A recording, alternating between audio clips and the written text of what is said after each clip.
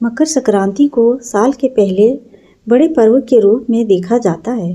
इस दिन सूर्य धनु राशि से निकलकर मकर राशि में प्रवेश करते हैं और इसी के साथ उत्तरायण की शुरुआत मानी जाती है। धार्मिक मान्यताओं के अनुसार सूर्य का उत्तरायण होना शुभ संकेत माना जाता है। मकर संक्रांति को खिचड़ी भी कहते हैं, जिसका धार्मिक और ज्योतिष दृष्टि से खास महत्व है। जब सूर्य धनु राशि से निकलकर मकर राशि में गोचर करते हैं, तब इस गोचर को मकर संक्रांति कहते हैं।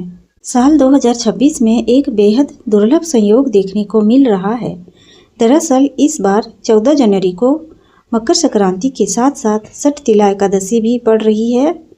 दोनों एक ही दिन है, जो बहुत ही कम देखने को मिलता है। दरअसल मकर संक्रांति के दिन खिचड़ी बनाने, उसका भोग लगाने और ज़रूरतमंदों को दान करने का महत्व है।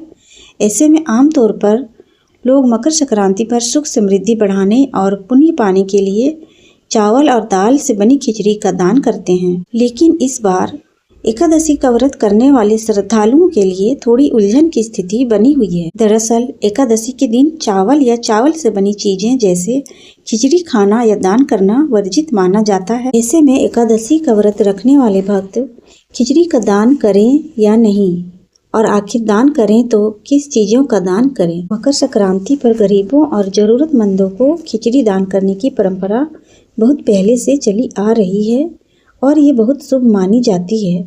लोग मानते हैं कि इससे पुण्य मिलता है और घर में सुख समृद्धि आती है। लेकिन इस साल मकर संक्रांति के दिन ही षठतिला एकादशी भी पड़ रही है। एकादशी के दिन चावल और चावल से बनी चीज़ें खाना या दान करना मना होता है। इसी वजह से लोग कंफ्यूजन में हैं कि खिचड़ी का दान करें या नहीं। एकादशी के दिन चावल का दान करने से पुण्य नहीं मिलता, इसीलिए जो लोग हर साल परंपरा के अनुसार खिचड़ी दान करते हैं, उन्हें इस बार खास सावधानी रखने की जरूरत है। तो ऐसे में एकादशी का व्रत करने वाले भक्तों को चावल या खिचड़ी दान करने के बजाय तिल और गुड़ का दान करना चाहिए। चावल और खिचड़ी की बजाय गेहूं, जई, बाजरा और अन्य अनाज दान कर सकते हैं। अनाज दान करने के साथ ही आप गर्म कपड़े, कंबल या स्वेटर भी जरूरतमंदों को दान में दे सकते हैं। बात रही खिचड़ी दान करने की, तो आप खिचड़ी का दान अगले दिन यानी 15 जनवरी को द्वादशी के दिन ब्रह्म मुहूर्त में उठकर सूर्योदय से पहले खिचड़ी का दान कर सकते हैं। इसलिए खिचड़ी या चावल का दान करना चाहते हैं तो आप द्वादशी के दिन ब्रह्म मुहूर्त में सूर्योदय से पहले दान कर सकते हैं। इस तरह से आप दोनों त्योहारों का पुण्य भी प्राप्त कर सकेंगे और नियमों का उल्लंघन भी नहीं होगा। हिंदू पंचांग के अनुसार 14 जनवरी को दोपहर 3:13 पर सूर्यदेव धनु राशि से निकलकर मकर राशि में प्रवेश करेंगे। ऐसे में 14 जनवरी को ही मकर संक्रांति मनाई जाएगी। मकर संक्रांति का स्नान दान 14 जनवरी को ही किया जाएगा। वहीं एकादशी के कारण खिचड़ी 15 जनवरी को मनाई जाएगी। आइए अब जानते हैं मकर संक्रांति पर स्नान दान का शुभ मुहूर्त क्या रहेगा। मकर संक्रांति पर महापुण्य काल दोपहर 3:13 से शाम 4:58 तक रहेगा और पुण्य काल दोपहर 3:13 से शाम 5:46 तक रहेगा। इस दौरान स्नान, दान और धार्मिक कार्यों को विशेष फलदायी माना गया है। मान्यता है कि इस समय किया गया दान कई गुना पुण्य देता है। मकर संक्रांति पर करें ये उपाय। स्नान के बाद सूर्य को जल अर्पित करें। जल में गुड़ या लाल फूल डाल सकते हैं। मकर संक्रांति पर तिल और गुड़ का दान करना शुभ माना जाता है। जरूरतमंदों को कंबल, वस्त्र या अनाज दान करें। घर में बुजुर्गों का आशीर्वाद लें और सकारात्मक संकल्प करें। शाम के समय दीपक जलाकर घर में शांति का माहौल बनाएं। मकर संक्रांति के दिन एकादशी भी है। एकादशी के कारण चावल या चावल से बनी चीजों का सेवन ना करें। क्रोध, विवाद और नकारात्मक बातचीत से दूरी रखें। आइए अब सुनते हैं मकर संक्रांति की कथा। आखिर मकर संक्रांति क्यों मनाई जाती है? इस त्योहार को मनाने के पीछे की वजह क्या है? हर साल जनवरी के महीने में मकर संक्रांति का त्योहार मनाया जाता है। यह एक ऐसा त्योहार है जो दुनिया भर में अलग अलग नामों से मनाया जाता है। यह त्योहार हर साल 14 या 15 तारीख को ही मनाया जाता है। मकर संक्रांति से ही सूर्य देव उत्तरायण हो जाते हैं और खर मास की समाप्ति होती है।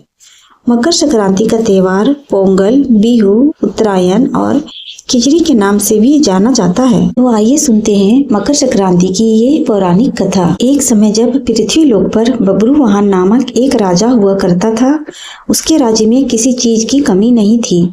इसी राज्य में एक हरिदास नामक ब्राह्मण भी निवास करता था, जिसका विवाह गुणवती से हुआ था, जो कि बहुत ही धर्मवती एवं पतिव्रता महिला थी।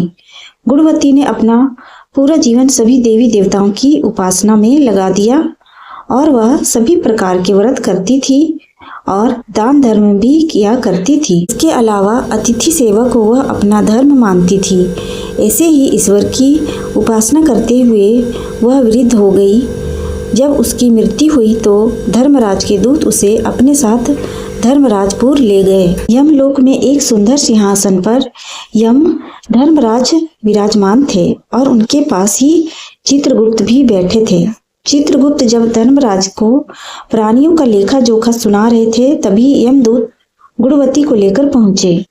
गुणवती यमराज को देखकर थोड़ी भयभीत हुई और मुंह नीचे करके खड़ी हो गई। फिर चित्रगुप्त ने गुणवती का ब्यौरा निकाला और उसके बारे में धर्मराज को बताया।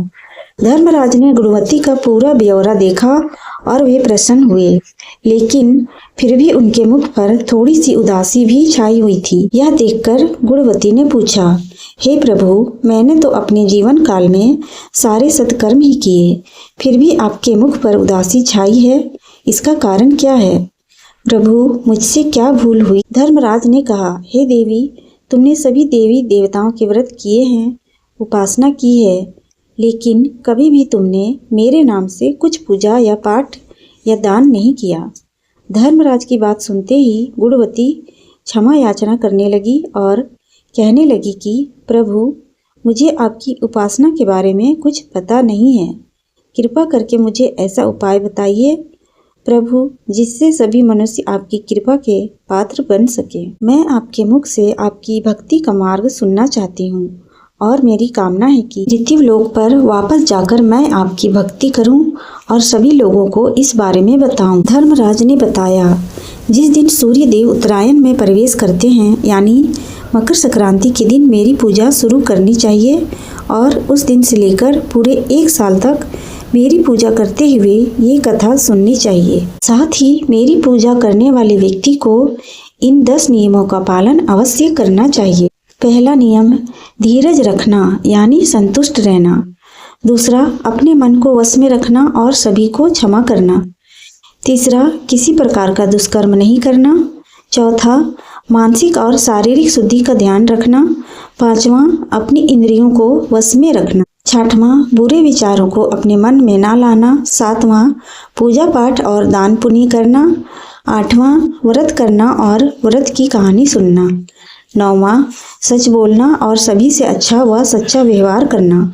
10वां, क्रोध न करना। धर्म के इन सभी लक्षणों का पालन करते हुए 1 साल तक मेरी कथा नियम से सुने, दान पुण्य और परोपकार के काम करें और अगली मकर संक्रांति पर इस व्रत का उद्यापन करें। इसके बाद मेरी एक मूर्ति बनाकर विधि विधान से प्राण प्रतिष्ठा करवाकर हवन पूजन करें और साथ ही चित्रगुप्त की भी पूजा करें और काले तिल के लड्डू का भोग लगाएं। इसके बाद ब्राह्मण भोज करवाएं व बांस की टोकरी में 5 सेर अनाज का दान करें।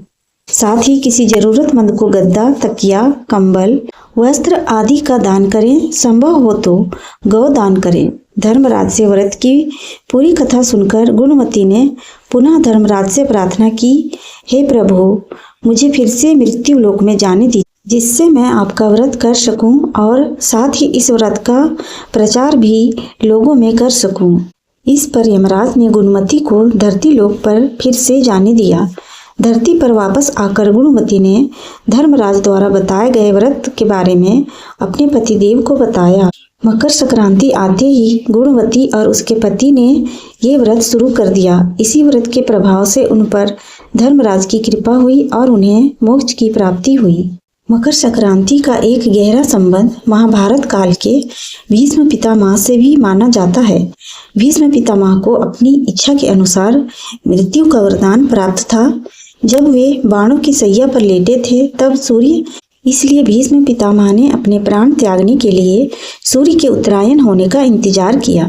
जैसे ही सूर्य ने मकर राशि में प्रवेश किया और उत्तरायण हुए, भीष्म पितामह ने अपने प्राण त्याग दिए ताकि उन्हें जन्म मरण के बंधन से मुक्ति मिल सके।